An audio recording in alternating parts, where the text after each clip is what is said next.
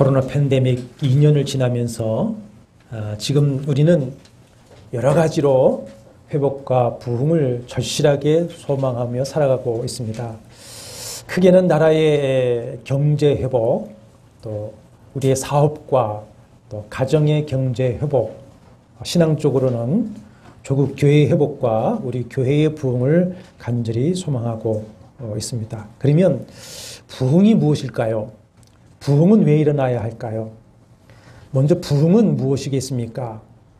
제가 이번에 말씀을 준비하면서 부흥이 뭘까 묵상하다가 영혼이 잘 되고 범사가 잘 되고 강건해지는 것이 부흥인 것 같다, 이런 생각을 했습니다. 그러니까 부흥은 여호와의 샬롬이 나의 삶과 가정과 경영과 나라에 임하는 것, 이것이 부흥이라 여겨집니다. 이 부흥은 먼저 영혼이 잘 되는 것, 신앙 부흥에서부터 시작되는데, 이 신앙 부흥은 하나님과의 관계 회복에서부터 시작되어집니다. 오늘 우리가 함께 나누는 본문 말씀은 3년 6개월 동안 비도 이슬도 없는 가뭄의 고통에 빠졌던 이스라엘에 드디어 비가 내려 회복되는 부흥 이야기인데, 이 사건을 통해서 주님이 원하시는 것이 무엇이냐? 18장 37절에 의하면 여호와가 하나님이신 것과 그들의 백성들의 마음을 주님께로 돌이키시기 위함이었다, 이렇게 말씀을 하고 있습니다. 그러므로 부흥은 하나님께 돌아와서 하나님과의 인격적인 만남을 통해서 그 관계를 회복하는 것이요, 거기에서부터 여호와 샬롬이 임하게 되는 것입니다. 신앙생활을 여러 해 해왔지만 하나님과의 이런 인격적인 만남의 경험이 없이 신앙생활을 하는 교인들이 많이 있습니다. 그래서 하나님은 과연 나에게 어떤 분이시고 나는 도대체 하나님에게 어떤 존재인가에 대한 명확한 답을 가지고 있지 못하는 분들이 많이 있습니다. 우리가 잘 아는 성 프란시스는 젊었을 때에 이런 기도를 밤을 새워 했다고 합니다. 하나님, 당신은 누구시며 나는 누구입니까? 하나님, 당신은 누구시며 나는 누구입니까? 여러분은 하나님께 누구이시고 하나님은 당신에게 누구이신 것 같습니까? 부흥은 근본적으로 이 문제를 해결하는 것입니다.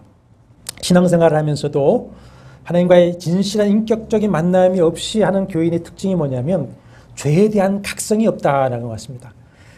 자신이 참으로 할 수 없는 죄인이라고 하는 진정한 고백이 없고, 그래서 자신의 의를 가지고 여전히 자신의 인생을 살아갑니다. 신앙은 여전히 액세서리일 것입니다. 부흥은 이사야 6장의 이사야처럼 성전에서 거룩하신 하나님을 만나서 자신이 할 수 없는 죄인임을 깨닫고 사죄의 확신을 가지는 것부터 시작합니다. 그리고 왕이신 하나님께 나의 심령과 삶을 들여 통치를 받는 것, 그럴 때 내 마음에 먼저 부흥이 일어나게 되어져 있습니다. 내 마음에 그래서 부흥이 일어나게 되면 비로소 하나님은 누구시고 나는 그분에게 누구인가라고 하는 하나님과 나와의 관계성에 확실함을 가지게 됩니다. 비로소 하나님이 참으로 나의 하나님 아버지시요 나의 주님이시요 나의 왕이 되십니다.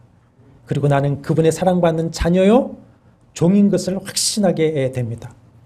마음의 부흥이 일어나면 삶의 희망과 용기가 생깁니다. 내가 살아가야 할 거룩한 의미와 목적이 생기게 되어져 있습니다. 내가 앞으로 무엇을 하며 주님 앞에서 남은 삶을 어떻게 살아가야 할 것인가 하는 비전이 생기게 됩니다. 그러면서 비로소 자존감이 세워지죠. 내가 가치 있는 존재로 여겨지게 됩니다. 이제까지는 혹시 참 무기력한 삶을 살았을지라도 마음의 부흥이 일어나면 내게 능력 주시는 자 안에서 내가 모든 것을 할 수 있느라고 하는 영적 자신감이 충만해지고 그 비전을 이루어갈 수 있는 지혜와 능력이 내 안에서 솟아나게 되어져 있습니다. 그러면서 내 마음의 천국이 이루어집니다. 내 마음의 천국이 이루어지면 나를 통해 가정이 천국이 이루어지고 내가 만나는 사람, 내가 속한 공동체에 하나님의 나라가 이루어지고 하나님의 복이 임하게 되는 것입니다. 그래서 내 영혼이 은총 입어 중한 재짐 벗고 보니 슬픔 많은 이 세상도 천국으로 화하도다. 높은 산이 거친 들이 초막이나 궁궐이나 내 주 예수 모신 것이 그 어디나 어디입니까? 하늘나라. 이렇게 되는 겁니다. 그러니까 부흥이 없는 교회는 천국의 모형인 교회에 속해 있고 천국의 주인이신 주님을 알면서도 그 천국을 알지 못하고 천국을 누리지 못하며 살아가게 됩니다. 그래서 여전히 이 세상의 즐거움을 쫓아다니게 되고 에이 뭐 사는 게 다 그렇지 뭐 사는 게 지옥이야 이런 말을 하게 될 것입니다. 그러므로 부흥이 있어야 됩니다. 부흥이. 살아가려면 부흥이 있어야 됩니다. 오늘 사랑하는 여러분 모두에게 이 부흥이 있기를 축복합니다. 영혼이 잘 되고 범사가 잘 되고 강건해지는 부흥, 여러분의 가정과 우리 조국과 이 나라의 회복과 부흥이 있는 역사가 있게 되기를 소망합니다. 그러면 이 부흥이 있기 위해 어떻게 해야 하겠습니까? 어떻게 해야 부흥이 일어나겠습니까? 부흥은 분명히 주님이 주신 은혜입니다. 그러나 내가 주님의 은혜를 받기 위해서 준비해야 될 것입니다. 이 부흥을 준비하는 데 있어서 준비한 그 그릇에 부흥은 부어지는 것이죠. 오늘 본문 내용에서 주님은 부흥의 조건, 부흥을 담는 그릇 몇 가지를 제시하고 있는데 오늘 말씀에 아멘 하시고 또 실천함으로써 참 부흥을 앞으로 체험하게 되기를 바랍니다.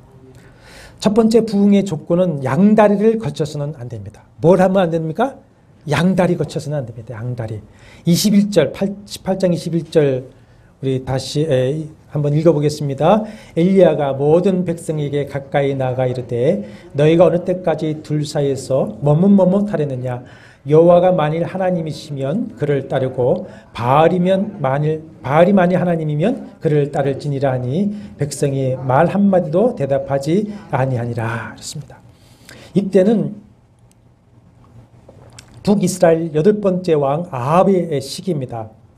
16장 30절에서 31절에 보면 아합은 이전에 모든 사람보다 여호와 보시기에 악을 더욱 행하여 여호와를 노하게 했는데 북이스라엘의 첫 번째 왕인 여로보암의 죄를 따라 행하는 것을 오히려 33절에 보면 가볍게 여겼다 그랬습니다. 그 여로보암의 죄가 뭐냐? 세 가지 결정적인 그의 죄가 12장 25절 이하에 나오는데 자신의 정치적인 목적을 위해서 북이스라엘의 남과 북 끝에 두 군데에 금송아지 우상을 만들어 세우고서는 이것이 너희를 구원한 신이다 이렇게 하면서 백성들로 하여금 예루살렘에 내려가지 못하게 하고 우상을 섬기게 만들었습니다. 둘째는 모든 레위 제사장들을 다 내어 쫓아버리고 자기 임의대로 원하는 사람들을 일반 백성을 그 산당의 제사장으로 삼습니다. 세 번째로는 하나님이 정하신 율법의 말씀을 다 무시하고 13장 33절에 보면 자기 마음대로 다 정하고 지키게 했습니다. 북이스라엘에 209년 동안 이 20명의 왕이 있었는데 모두가 이 여로보암의 모든 길로 행하여 죄를 범하여 하나님을 노하시게 하였다 이렇게 평가를 하고 있습니다. 마음에 부흥이 있고 하나님과의 관계가 친밀하면 가벼운 죄도 무겁게 여겨지는데 그렇지 않을 경우에는 죄가 어떻습니까? 가볍게 여겨지게 됩니다. 가볍게. 아합도 그 중한 죄를 가볍게 여기고서는 그보다 더한 죄를 짓게 됩니다. 그래서 이방인 두루와 시돈이 있습니다. 어디냐면은 여러분 갈릴리 호수에서 지중해 해안 쪽에 위치한 것이 그 당시 두루와 시돈, 옛날 페니키아, 역사적인 페니키아라고 되어 있는데 여기는 고대부터 무역을 통해서 아주 부국이었습니다. 강한 부국이었습니다. 그 이방인 두루와 시돈의 제사장이자 왕인 엣바을이라고 하는 사람인데 엣바을은 바알과 함께 하는 자라는 뜻인데 그 엣바을에 따른 이세벨을 정력 결혼을 하죠. 그리고서는 전국에 이제는 하나님의 제단을 다 헐고 제사장과 선지자를 다 죽이려고 하고 백성들에게 그 우상을 음란하게 섬기게 했습니다. 이스라엘에서 바알왕을 제일 처음 섬긴 왕이요 바알 제단을 세운 첫 번째 왕이 바로 아합입니다. 하나님이 진노를 사게 되죠. 그래서 하나님은 17장 1절에부터 보면 엘리야 선지자를 통해서 엘리야라고 하는 이름은 여호와는 나의 하나님이시다라고 하는 뜻입니다. 3년 6개월 동안 비도 이슬도 우로도 없을 것이다 선포하시고는 그렇게 하셨습니다. 이것은 신명기 28장을 비롯한 율법의 언약의 말씀이 있죠. 너희가 약속의 땅에서 여호와를 경외하고 그 율법을 준행하면 때를 따라 우로를 내려서 복되게 할 것이지만 만약에 여호와를 배반하면 우상하고 타락하고 범죄하면 우로를 맞겠다. 비 대신 티끌과 모래를 땅에 내리시겠다 하신 그 말씀대로 하시는 것입니다. 그 3년 6개월이 다 되어갈 때에 엘리야는 아합 왕에게 바알과 아세라 선지자를 모두 갈멜산에 모아서 여호와가 참 하나님이신지 바알이 하나님인지 우리 가려보자 제안을 합니다. 그래서 바알과 아세라 선지자 850인과 백성들이 갈멜산에 다 모였는데 21절에 엘리야 선지자가 백성들에게 가까이 나가 너희가 어느 때까지 둘 사이에 머뭇머뭇하려느냐. 이 18장 21절은 열왕기 상하의 중심입니다. 중심 메시지입니다. 머뭇머뭇하느냐 했는데 이 머뭇머뭇하느냐라고 하는 그 헬라어 원어는 본문에서는 주저하다, 망설이다라고 번역했지만 수동태로 사용하면은 이런 뜻을 가지고 있습니다. 나누어지다, 비틀대다, 뒤죽박죽되다, 또 불구가 되다. 이런 뜻으로 수동태가 되어집니다. 근데 이 머뭇머뭇하다라고 하는 말을 또 사용하는데 18장 26절에 보면은 그 바알 선지자들이 그렇게 바알을 부르지만 아무 응답이 없으니까 18장 26절 끝에 보면 제단 뒤에서 뛰놀더라 그랬습니다. 뛰놀더라라고 하는 것이 머뭇머뭇하다라고 하는 단어와 똑같습니다. 이건 공동 번역이 의미를 잘 풀어서 해석해 줬는데 제단을 돌면서 절뚝거리는 춤을 췄다, 막 절뚝거리면서 춤을 췄다 이런 뜻입니다. 자, 이 말은 뭐냐? 먼저는 머뭇머뭇하는 것은 마음이 나누어져 있다는 의미죠. 이스라엘 백성들이 여호와 신앙과 바알 신앙으로 마음이 나누어져 있었다라고 하는 의미인 것입니다. 그래서 그들의 신앙은 여호와도 믿고 바알도 섬기는 혼합주의 신앙으로 아주 뒤죽박죽이 되어서 둘 사이에서 갈팡질팡 하는데 그 모습이 어떠냐? 마치 그 몸이 불구가 되었음에도 불구하고 높은 두 나무 위에서 위태롭게 이쪽으로 갔다 저쪽으로 갔다 고개하듯이 왔다 갔다 하는 모습, 그것이 머뭇머뭇하다. 그렇게 이쪽으로 가보고 있다고 저쪽으로 가보고 있다 하지만 어떻습니까? 아무 응답도 없고 아무 은혜와 복도 없었던 것이죠. 근데 이 공동 번역에서는 이렇게 번역을 했습니다. 여러분은 언제까지 양다리를 걸치고 있을 작정입니까? 이렇게 번역을 합니다. 이것도 좋은 번역입니다. 지금 백성들은 여호와를 믿지 않고 섬기지 않겠다는 게 아닙니다. 애굽에서 구원해 주신 여호와를 믿고 섬기되 우리가 이제 가나안 땅에 들어와 사니 가나안의 비와 풍요의 신은 바알과 아세라도 섬기겠노라 이러는 겁니다.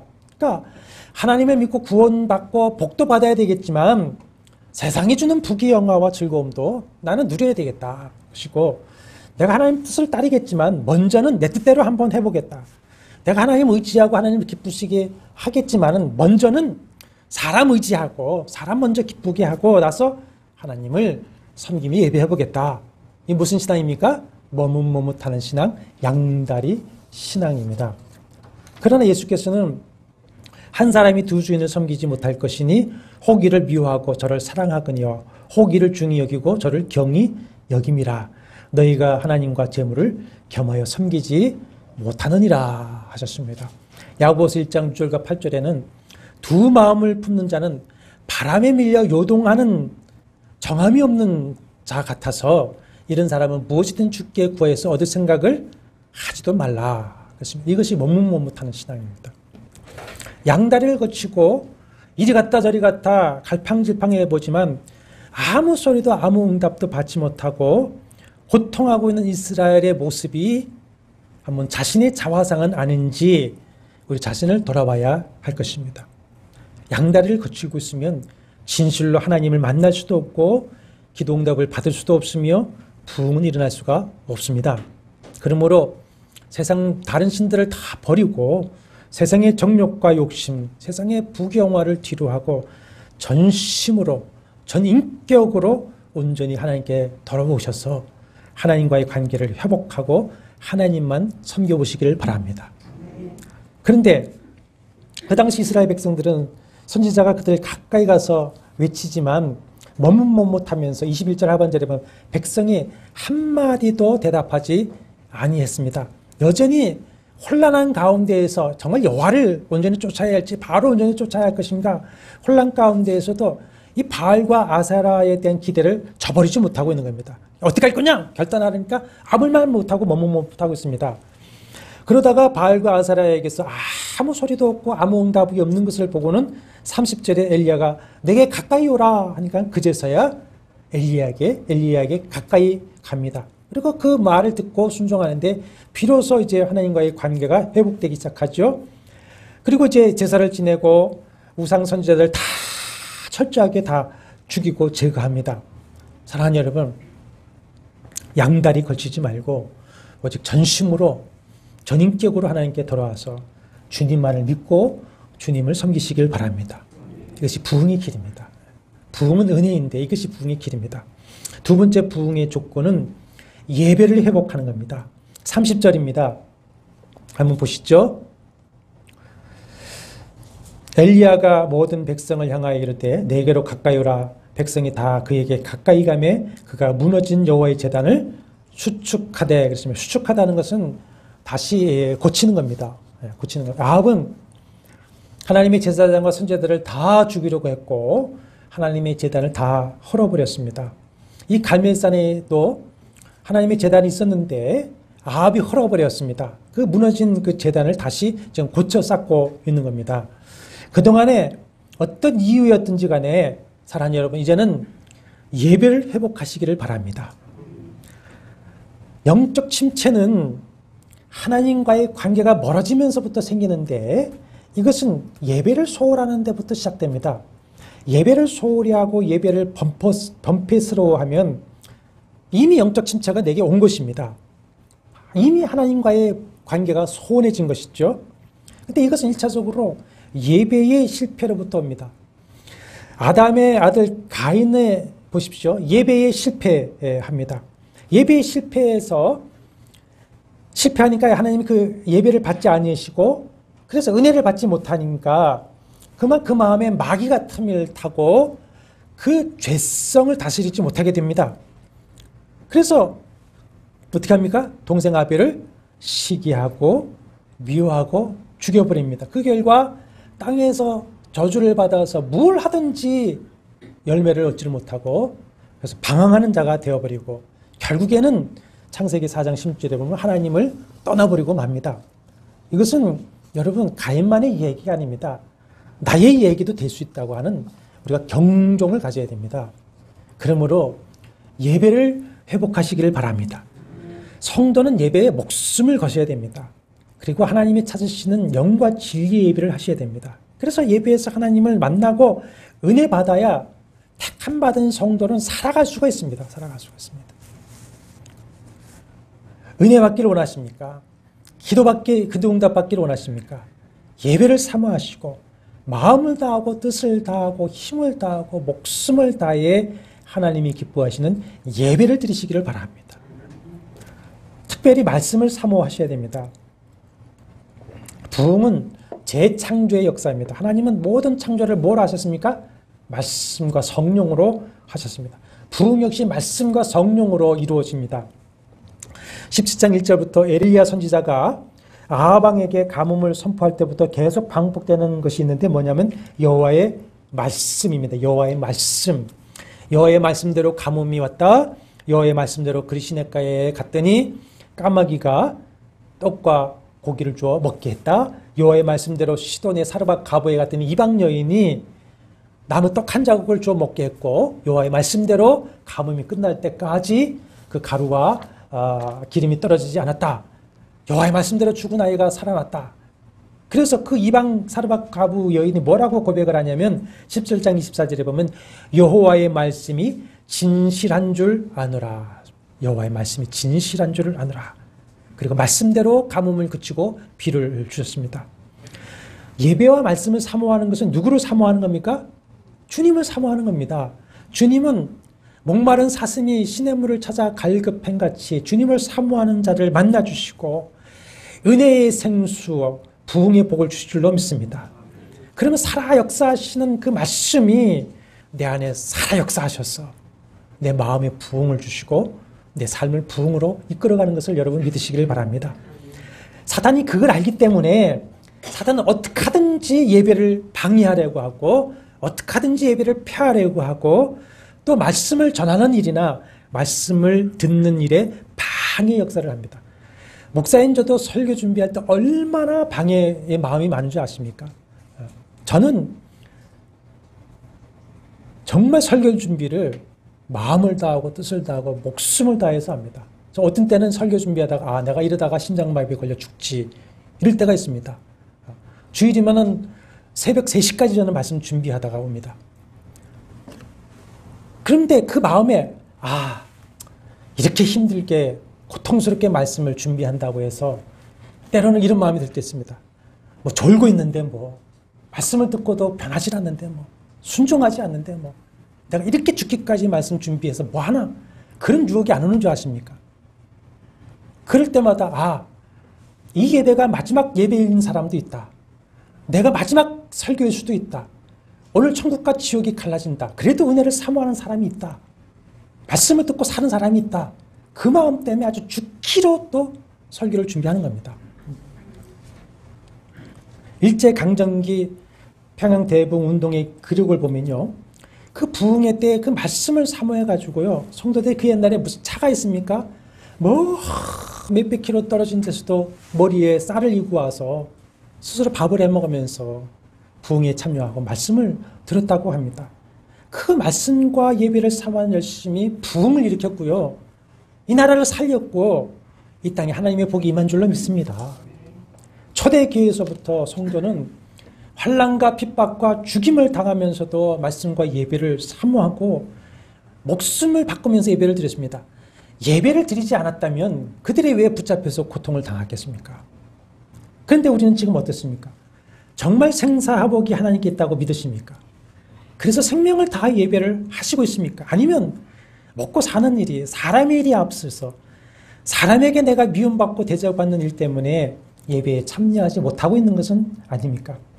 히브리서 11장에 나오는 대로 세상이 감당하지 못하는 믿음의 사람들이 되어야 줄로 믿습니다. 이렇게 무너진 제단을 수축하는데 몇 개의 돌로 세우냐면 이스라엘 12지파의 수요대로 12돌을 취해서 제단을 수축하는데 여러분 부흥은 합심하는 데 옵니다. 합심해서 예수께서 승천하신 후에 제자들은 마가의 다락방에 교회로 모여서 오직 더불어 마음을 같이하여 전혀 기도에 힘쓰고 예배했습니다. 그래서 오순절 성령 강림의 충만을 받은 것이죠. 시편 133편 제가 예배 시작에 낭독한 말씀대로 우리가 믿음의 형제들이 사랑과 진리의 공동체를 이루어서 예배할 때에 하나님은 기뻐하시고 그것을 선하게 아름답게 보셔서 여기에 영적인 복, 육의 복, 영생을 주시는 줄 믿으시길 바랍니다. 그러므로 히브리서 10장 25절에서 모이기를 패하는 어떤 사람의 습관같이 하지 말고 오직 권하여 그날이 가까움을 볼수록 서로 돌아보아 사랑과 선행으로 격려하시기를 바랍니다. 나는 나 혼자 아닙니다. 우리는 예수 가족 공동체로 하나가 되어져 있습니다. 나의 부흥이 공동체 전체의 부흥으로 이어지는 것이고 나의 무책임함이 전체의 침체로 이어질 수가 있습니다. 그래서 저는 어떤 때는 감사하며 혼자 속으로 눈물을 삼키는 분들이 있습니다. 그 중심에서 연약한 몸을 이끌고 나라도 이 자리를 지켜야 되겠다. 그런 분들이 우리 교회는 있는 것이에요. 나라도 이 자리를 지켜야 되겠다. 나는 나뿐 아니라 공동체 전체의 책임을 지고 있다는 것을 기억하시고 함께 모이시고 함께 부흥을 이루어 주시기를 부탁합니다. 세 번째 부흥의 조건은 32절 35절인데 먼저 수축한 제단에다가 제물을 올리고 송아지 각을 떠서 나무 위에 올립니다. 각을 뜬다고 하는 것은 머리를 자르고 배를 갈라 내장은 다 버리고 그것을 반으로 딱 쪼개 놓는 것이 각을 뜬 겁니다. 이건 언약 의식입니다. 그래서 아브라함과 언약할 때에도 하나님이 그 사이에 지나면서 명세를 하셨죠. 우리는 예배 때마다 이런 맹세를 하는 겁니다. 하나님과의 언약을 예배 때마다 재갱신하는 겁니다. 주일마다 갱신하는 행위입니다. 예배가. 그리고는 제단에 물을 붓게 할 길을 재물과 나무를 자 적시고 둘레 반 도량에 물이 흐르도록 합니다. 무슨 의미입니까? 부흥을 우리가 체험하려면 주님의 제단에 내가 제물로 올려져야 한다는 것입니다. 올려질 때 어떻게 됩니까? 각을 떠줘서 올려야 됩니다. 각. 내가 죽어야 됩니다. 철저하게 죄를 회개해야 됩니다. 1907년 평양 대부흥운동의 시작이 어디서 나냐면 선교사 하디가 성경 공부 모임에서 자신의 교만한 죄를 자백해버렸습니다. 그 다음에 장대인 교회 그 당시 장로인 길선주 장로가 자신의 죄를 눈물로 고백하고 회개하자 온 성도들이 나도 이런 죄를 지었습니다. 나도 회개합니다. 나는 이런 죄를 회개합니다. 다 죄를 회복하고 고백하면서 부흥이 일어났던 겁니다. 우리는 자신이 철저하게 각이 떠져서 제단에 올려져야 됩니다. 그리고 마음의 도랑을 깊이 파서 내 감추인 것을 다 드러내고 거기에 회개의 눈물을 우리가 쏟아부을 수 있어야 됩니다. 하나님을 떠났던 죄, 교만하고 오만한 죄, 원망하고 불평한 죄, 형제를 시기하고 비방하고 정죄한 죄, 거짓으로 욕하고 명예를 폄훼하며 상처를 주었던 죄, 감추인 욕망과 정욕의 죄, 그로 인해서 부정직했던 죄, 하나님의 날과 하나님 것을 도둑질했던 죄, 하나님을 거역하며 사명에 불순종하고 게으르고 나태했던 죄, 이 모든 죄를 하나님께 숨김없이 다 고백하고 회개하면 주님이 우리를 흰눈같이 양털같이 용서해 주시고 말씀과 성령으로 충만하게 부어주셔서 내 심령에 새 은혜, 새 부흥의 은혜를 주실 줄 믿으시길 바랍니다. 둘째로 로마서 12장 1절에서 너희 몸을 하나님이 기뻐하시는 거룩한 산제물로 드리라. 이는 너희 영적 예배니라 했습니다. 헌신이 이루어져야 됩니다. 그래야 기뻐 받으시는 예배가 됩니다. 그래야 나를 받으시고 은혜 주시고 성령 부어주시고 부흥의 도구로 사용하시는 것입니다. 지금 코로나 사태로 많은 이들이 2년의 삶의 가뭄 가운데 지내고 있지만 그 당시는 3년 6개월 동안 우로가 없었습니다. 여러분 3년 6개월 동안에 우로가 없으면 어떻게 되겠습니까? 기가 막히죠. 근데 그때 뭘 드려야 됩니까? 기가 막힌 걸 드리라고 합니다. 송아지를 드리라고 합니다. 송아지보다 더 힘든 것은 뭡니까? 물입니다. 물을 차고 넘치도록 채워드리라는 겁니다. 그 기근 중에 여러분 송아지 한 마리 얼마나 귀하겠습니까? 거기에다가 긴 가뭄에도 말씀 보면 12통을 물을 길러 부었습니다. 그랬더니 그 재물에 불을 내려주셨고 그 12통의 물을 받으시고 하늘을 열으셔서 큰 비를 부어주셨습니다. 그 재물은 불응답받는 불소세지가 되었고 도랑의 물은 큰 물에 마중물이 되어버리고 말았습니다. 주님은 무에서도 먹일 수 있는 분이시지만은 아이의 오병이어를 받으시고 그 많은 사람들을 먹이시고 남기는 식탁의 부흥을 주셨습니다. 헌신하는 것이 없으면 믿음이 아니고 부흥은 일어날 수가 없습니다. 참신앙과 기복주의 신앙의 차이는 헌신의 차이입니다. 어려울 때도 마찬가지입니다. 어렵다고 헌신하지 않으면 그 가뭄은 계속 되었겠지만은 재물을 들여 불쏘시개를 삼고 마중물을 부어드리고 오병이어를 드릴 때에 놀라운 부흥이 있었던 것이죠. 요새 왜 내 믿음과 마음이 이렇게 메말라 버려 있는가 그런 고민하는 분이 있을 것입니다. 왜 그럴까요? 예배가 마르고 헌신의 눈물이 메말랐기 때문에 그렇습니다. 아무리 기름진 밭이라도 여러분 가물으면 어떻게 됩니까? 다 메말라 버립니다. 아무리 마음밭이 좋았어도 다 합당한 스스로 이유가 있겠지만 예배와 헌신이 가물게 되면 그 심령은 메마르게 되어 있습니다. 황폐 먼지가 날리게 되어져 있습니다. 그렇게 되면은 말씀을 들어도 감동도 은혜도 감사도 없이 냉랭해지고 가인처럼 시험 들고 비판만 하게 됩니다. 거기에 부흥과 축복이란 있을 수가 없죠. 그러므로 자신을 헌신하시기를 바랍니다. 마음의 도랑을 깊이 파헤치서 거기에 눈물로 하나님 앞에 쏟으시길 바랍니다. 거기에 불을 주시고 담비 은혜를 주시는 것입니다. 이것이 부흥의 길이라고 말씀합니다. 마지막으로 부흥의 조건은 기도입니다.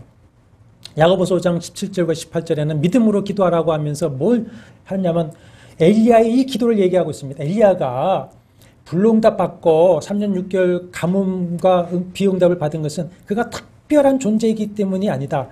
그는 우리와 똑같은 성정이었는데 그랬다는 것이죠. 그러므로 너희도 그렇게 믿음으로 기도하고 응답을 받으라 말씀을 하고 있습니다. 그럼 어떻게 해야 되느냐? 엘리야는 24절에 보면 여호와의 이름을 불렀다 그랬습니다. 여호와의 이름을 불렀다. 자, 이 여호와의 이름을 부른다라고 하는 히브리 원어는 카라인데 이거는 부르짖는 겁니다. 부르짖는 겁니다. 큰 소리로 부르짖는 겁니다. 그리고 42절 43절에 보면은 비 오기를 구할 때 어떤 모습을 합니까? 땅에 무릎을 꿇어 엎드려 그의 얼굴을 무릎 사이에 놓고 몇 번까지? 7번까지. 한번 해보십시오, 여러분. 무릎을 꿇고 머리를 들어가지도 않겠지만 지금은 저도 안 들어갑니다만 젊었을 때 들어갈 때에 해봤습니다. 간장이 끊어집니다. 간장이. 여호와 이름을 부른 자는 구원을 얻으리라.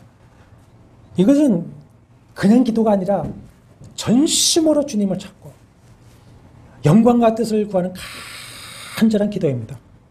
너는 내게 부르짖으라. 내가 내게 응답하겠고 내가 알지 못하는 크고 은밀한 일을 내게 보이리라. 너희는 여호와를 만날 때에 찾으라. 가까이 계실 때에 그를 부르라. 네가 부를 때에 나 여호와가 응답하겠고 네가 부르짖을 때에는 내가 여기 있다 하리라. 너희는 내게 부르짖으며 내게 와서 기도하면 내가 너희들의 기도를 들을 것이요 너희가 온 마음으로 나를 구하면 나를 찾을 것이요 나를 만나리라. 믿음의 기도는 병든 자를 구원하리니 주께서 그를 일으키시리라. 아멘이십니까? 부르짖을 때 하나님의 영광을 위해서 구해야 됩니다. 36절 37절에 보면 엘리야가 간구하는 4가지 제목이 있습니다. 첫째는 여호와가 이스라엘 중에 하나님이신 것을 알게 하옵소서. 두 번째, 내가 주의 종인 것을 알게 하옵소서. 세 번째, 내가 주의 말씀대로 이 모든 일을 행하는 것을 알게 하옵소서.